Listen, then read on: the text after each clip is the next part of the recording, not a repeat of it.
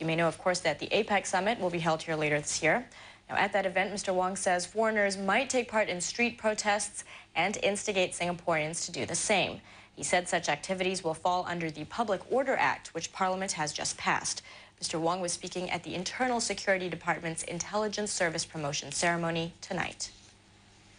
Well, an email is making the rounds warning of an impending earthquake and tsunami that will hit parts of Asia, including Singapore. It claims disaster will strike on the 22nd of July, same day as a solar eclipse. Our reporter gets an expert opinion on whether this could have any ring of truth. If the email is to be believed, beaches like this one in Singapore will be danger zones come the 22nd of July. The email claims that an earthquake will rock the Pacific that day, triggering a tsunami. Apart from Singapore, Indonesia and Malaysia, the email says the giant wave may also hit countries as far as Japan, Australia and India.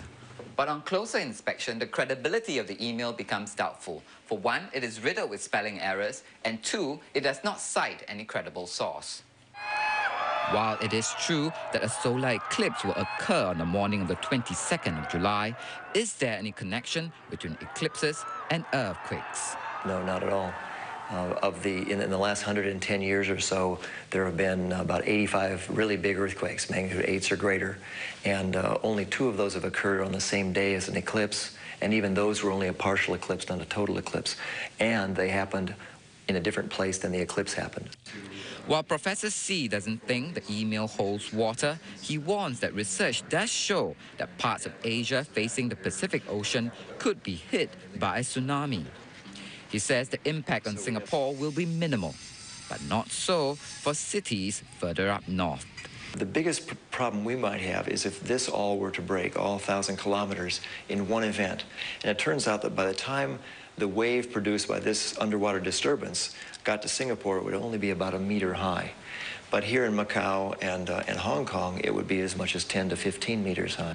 Professor C says more work needs to be done to determine if the fault lines along the Pacific Ocean floor will break in such a way that could see a repeat of the Indian Ocean tsunami in 2004.